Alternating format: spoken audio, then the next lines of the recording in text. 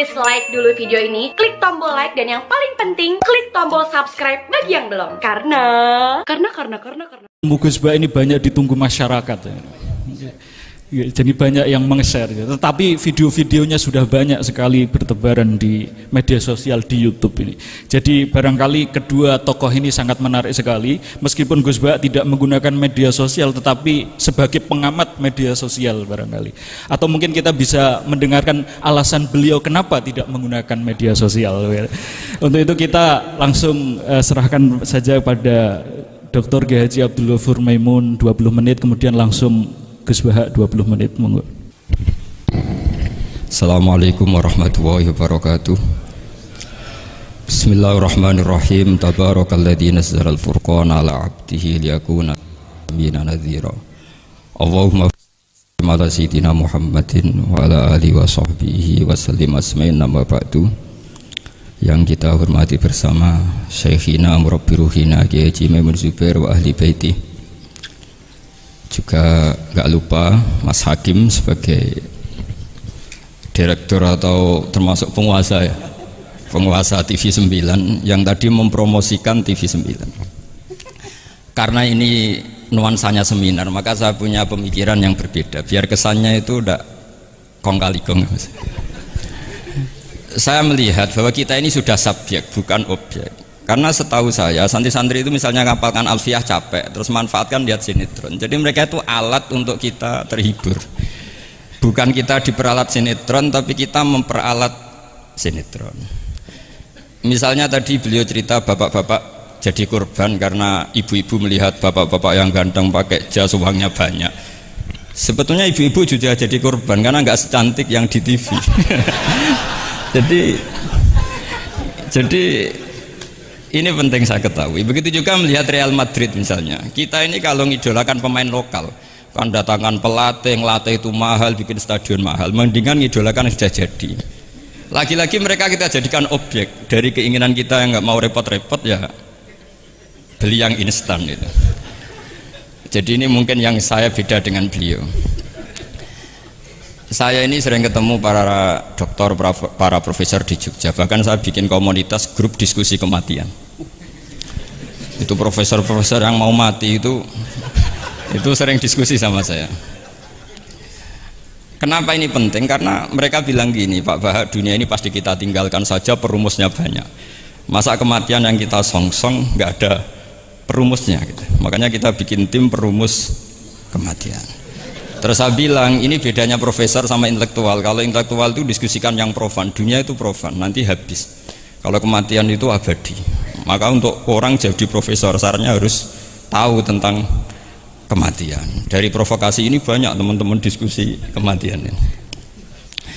Ini penting saya utarakan karena dunia apapun hebatnya seperti yang dipandang Mas Hakim bisa dibalik juga. Misalnya orang bilang Israel nggak bisa dikalahkan, sebetulnya hingga sekarang pun Palestina nggak bisa dikalahkan. Hebatnya apa Israel? Nyatanya tidak bisa menghilangkan Palestina, paling di Google dihapus gitu saja. Sama, apa sih hebatnya punya TV banyak, pemirsanya banyak? Sebetulnya TV itu menggantung banyak pemirsa dan itu kita. Sebetulnya mereka yang bergantung kita apa kita yang bergantung mereka? Zaman ibu-ibu belum ada sinetron, mereka terhibur, ngerasani tonggo, petanan, macam-macam. Artinya punya cara untuk hiburan. Lalu TV-TV ini menjadikan mereka objek untuk jadi kaya. Ini gimana supaya kita jadi kaya, mereka jadi pemirsa, jadi apa, macam-macam. Jadilah kita objek. Tapi karena kita orang pinter, ibu-ibu pinter, sebenarnya TV mereka subjek juga ibu-ibu. Delok bojone ra ganteng ya delok yang di TV kan gitu. Jadi ini ya ini pembanding saja karena ini acaranya seminar, nanti eksekutornya yang penasehnya Gus Yofur, muharirnya ini nanti itu. Jadi menurut saya ini saya seperti pesan Gus Iid, kita sersan saja, serius tapi santai. Karena setahu saya sering diskusi sama Gus Yofur, kemarin diskusi tentang waktu di Denmark di Eropa itu disamakan, dikonversi waktu yang ada katulistiwa, apa setiap negara punya aturannya sendiri. Karena Denmark itu ada masa tertentu yang siang itu sampai 3 bulan. Sampai sekarang saya sering diskusi sama beliau tentang itu, terus tentang Mina Jadi, tentang macam-macam lah. Setahu saya begini ya, pernah ada guyonan di beberapa ulama, pernah dipertanyakan cengkeh itu kan wangi, sehingga kalau kue tar itu dikasih cengkeh. Oke, kita sepakat dalam konteks bikin kue tar itu cengkeh dikategorikan pewangi. Lalu kategorinya adalah pewangi. Pertanyaannya berarti kalau orang haji, ihram, merokok itu wajib bayar dam karena pakai pewangi. Itu hampir putus. Karena dikonsensus oleh ahli-ahli pakar kue itu termasuk kategori pewangi. Tapi ketika ada pembanding ini Mas, ini pentingnya pembanding. Lalu berarti orang Jumatan disunatkan rokok, kan harus pakai kesunatannya kan pakai pewangi gitu. Nyatanya tuntas juga, nggak jadi, akhirnya keputusan itu udah jadi. Jadi kalau saya ditanya Gus Barok, cara ngelawan apa hegemoni Barat atau derasnya media massa, ya sudah kalau nggak punya kan nggak keserang. Makanya saya nggak punya gitu. Jadi orang susah ada gelombang pornografi kan karena lihat Gus Barok mungkin lihat sehingga merasa ada gelombang pornografi. Lah saya kan tidak punya, makanya saya nggak serang. Karena dulu ngaji saya itu Darul Mafasid Muqaddamun ala Jalbil Masoleh. Kalau disara-saran saddan lidharo'e, kalau rawan bahaya ya tidak usah. Ya saya kira gitu, kira-kira alasan saya kena. Selain mungkin saya tidak kuat beli Gus Barok, tapi kan tidak pantas saya termasuk orang yang dianggap keren terus nggak kelar itu, tidak mampu beli. Tapi yang saya mencintai anak-anak Anwar karena sealma mater dengan kita, dan nanti kalau misalnya ada tanya jawab ya biasa saja seperti dulu. Anda tidak harus yakin saya benar, meskipun Anda jangan yakin pendapat Anda benar. Tapi masalah media memang mulai dulu Banu Tamim itu pernah juga datang ke Rasulullah bilang innamat hanazinun wa dhammana syainun, itu masyhur. Ya Muhammad, kita ini iman tanpa dijajah Anda, kita iman karena bukan kalah perang, dan kita komunitas yang besar, sehingga perlakukan kami dengan khusus. Karena sekali saya muji Anda, maka pujian kita adalah menjadi zainun laka, menjadi hiasan, menjadi pencitraan yang bagus bagi Anda. Wa inna dhammana syainun, sekali kita mengkritik kamu maka kamu dalam bahaya, syainun, maka kamu akan hina. Apa jawab Rasulullah? Enak saja Nabi jawabnya, zaka Allah, kita ini orang iman, kalau dikritik media ya tenang saja, yang penting intawah benar. Nah mungkin saya latihan di makom itu sehingga saya itu sama media biasa saja. Istri saya lihat sinetron, setahu saya gitu, bersumpek gitu, delok dunia gitu, hiburan delok sinetron. Ini sebenarnya kita subjek apa objek? Kalau menurut Mas Hakim objek, kalau saya ya kita subjek. Kalau bosan ya ganti saja. Kalau bosan ganti. Jadi kita yang memainkan mereka, bukan kita yang dimainkan mereka. Wong yang pegang remote kita. Nah, saya kira ini yang ringan-ringan saja seperti pesan Gus Iyad tadi, sersan itu serius tapi santai. Ya biasa saja menurut saya, ini zaman nggak bisa dilawan ya. Saya juga beberapa kali ketemu menteri, ketemu pejabat ya, kita sering diskusi. Kadang-kadang mereka bilang, Gus, mbok ya usul tentang sebetulnya tata negara itu kayak apa. Saya bilang ini basa-basi, ada pakarnya, tata negara itu sudah ada pakarnya. Kalau sampean tanya tata akhirat, saya jelaskan. Terus, ya tata akhirat itu kamu di dunia harus sujud. Dunia ini nanti profan, jabatan menteri itu profan. Kalau akhirat itu abadi. Akhirnya ngaji sama saya. Enggak bab itu, tapi ini penting. Bagaimanapun kita umatnya Nabi yang diamanati menyelamatkan umat ini sampai dunia akhirat. Kalau yang di dunia sudah ada spesialis ya kita terima. Bagaimanapun orang Islam itu kalau bisa ya fit dunya hasanah. Tapi yang sudah agak-agak berKTP akhirat kayak saya jangan dipaksa. Ini penting ya, karena memang ayatnya wafil akhirati hasanah gitu. Jadi kita tidak boleh hanya bicara kompetisi antar TV macam-macam. Kalau antar program pengajian mau saya, karena itu. Ya saya kira demikian, ini penting ya pembanding itu. Karena saya punya cerita ya, betapa Rasulullah SAW ini sangat-sangat akademik ya. Saya punya cerita agak serius. Setelah ini selesai, saya ini terakhir Gus Barok. Suatu saat ada seorang sahabat, ini yang disetujui atau diamini oleh para ahli tafsir. Dia perang gitu atau ditugaskan ke Nabi itu. Di kitab saya sahabat itu namanya Muhallam bin Jassamah. Saya nggak tahu kalau nama itu di kitab Anda karena beda kitab namanya beda. Dulu itu kalau saya jago Tyson, kok Tyson kalah, oh di TV saya Tyson menang gitu. Tapi semenjak ada real time katanya nggak mungkin nanti. Kalau Tyson menang ya menang semua. Tapi kalau kitab itu beda. Di ayat idza darabtum fi sabilillahi fatabayyanu itu. Kemudian Muhallam bin Jassamah ini membunuh satu orang. Di kitab saya namanya itu Amir bin Atbad. Setelah dibunuh, padahal orang ini setelah terdesak melafadzkan la ilaha illallah Muhammadur Rasulullah. Dalihnya ini kan tentang informasi juga ya, ini kaitannya masih informasi, saya bukan menyempal dari tema.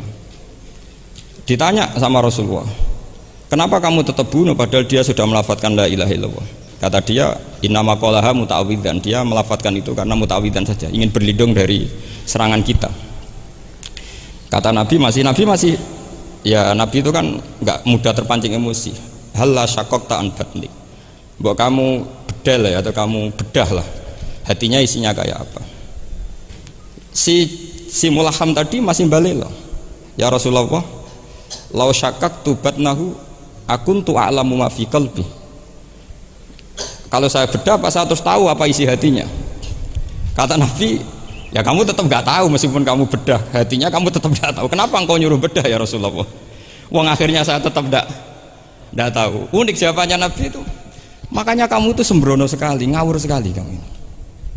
Fala anta ta'lamu ma fi qalbi wala anta taqbalu ma takallama bi. Kamu itu orang aneh. Tahu hatinya ndak akan tahu, tapi menerima omongan yang zahir juga nggak mau. Terus mau kamu apa? Gitu. Kemudian orang ini itu dianggap punya kesalahan besar, satu bantah Nabi dan membunuh orang sing talafadhu bi kalimati la ilaha illallah. Akhirnya ketika dimakamkan tuh lafadzatul ardu, apa dimuntahkan oleh bumi sampai 3 kali. Terus Rasulullah ngendikan innal ardo taqbalu man huwa syarrun minhu walakinnallaha wa'adzakum alla ta'udu. Sebetulnya bumi itu sering menampung orang yang lebih jelek ketimbang dia. Kita tahu dulu bumi yang nangkung Namrud macam-macam lah, Abu Jahal, Abu Lahab. Tapi kenapa ini jadi begini, nggak diterima bumi? Karena Allah wa'adzakum alla ta'udu. Allah memberi nasihat supaya kamu tidak mengulang. Artinya begini teman-teman santri ya, dalam menerima informasi itu ada hal-hal yang butuh kita sikapi, ada yang enggak misalnya gini, masalah talafut bi kalimati syahadah, bi kalimatai syahadah, itu siapapun yang melafadzkan harus kita terima karena ini kalimat sakral. Bahkan ketika terdesak, yaitu masyhur itu dalam cerita sebagian kitab, Usama bin Zaid itu pernah membunuh orang padahal sudah talafadhu bi syahadatin, itu sama Nabi disalah-salahkan. Padahal kata Usama, tapi dia sudah memotong tangan kita, kaki kita. Masa pas kita punya kesempatan tidak boleh bunuh ya Rasulullah? Kata Rasulullah tetap saja ngendikan kaifa tasna'u bila ilahil wahida ja'at yaumal qiyamah. Terus begitu.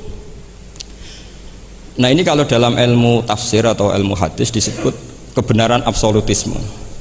Sehingga ada hadis mangqala la ilaha illallah dakhalal jannah wa in zana wa in saraka. Kalau di bab fikih informasi itu bisa kita terima kalau mukhbirnya itu adil, datanya valid. Tapi khusus kalimat syahadat itu tidak, wa in zana wa in saraka harus kita terima. Sehingga kita tidak pernah mengkafirkan orang fasik. Misalnya lonte ditanya Tuhan siapa, ya Allah. Rektor Al-Azhar jawabnya ya Allah. Ketua MUI ya jawabnya ya. Jangan karena misalnya copet bilang Tuhan itu Allah, terus MUI bilang wah saya tak jawab yang lain lah, nanti sama gitu. Nah, saya pernah ditanya sama dosen di Jogja, Pak Bahak, kenapa ada kata wa in zana wa in saraka? Kesannya itu Islam membolehkan zina. Terus saya bilang ini contoh absolutisme kebenaran. Jadi kalau kebenaran itu absolut, kita terima dari siapa saja. Tukang becak ngomong dapat 2 tambah 2 ya 4. Lonte bilang 4, pakar matematika 4, rektor UGM nanti ya bilang 4. Sama. La ilaha illallah itu kalimat yang absolut. Sehingga di TV misalnya, apapun TV Yahudi atau TV Nasrani, kalau programnya itu benar menerangkan kebenaran, meskipun mereka niatnya bisnis, tapi kalau kalimat itu kalimat yang benar ya mau tidak mau kita terima. Terus kedua, ada informasi yang kita sikapi dalam suasana genting. Kayak zaman perang Uhud, ada isu bahwa Rasulullah itu kutilah, dibunuh. Kemudian ini melemahkan para orang Ansor dan Muhajirin atau Muhajirin dan Ansor. Terus kata Rasulullah, Umar, ajibu, kamu harus menjawab bahwa saya masih. Akhirnya Umar berteriak keras bahwa Rasulullah itu masih hidup. Ini contoh-contoh informasi yang secepatnya harus dijawab. Terus ketiga, informasi yang nggak penting dijawab karena memang sudah hoax, sudah sampah. Misalnya gini, orang melihat di TV infotainment itu nggak pernah yakin kok benar apa enggak. Ibu-ibu itu butuh hiburan, melupakan suaminya, utangnya, macam-macamnya. Makanya saya bilang, ibu-ibu ini subjek bukan objek. Jadi ini yang saya beda dengan Mas Hakim. Tentu saya punya sisi kesalahan karena saya juga nggak perlu akurat karena ini tidak bidang saya. Tapi cukup jadi pembanding karena ini menyangkut harga diri Mas Hakim. Kesannya kalau kita objek kan kita ini kayak orang bodoh yang diatur-atur gitu. Tapi kalau subjek kan keren gitu kadang-kadang. Ya saya kira demikian. Assalamualaikum warahmatullahi wabarakatuh.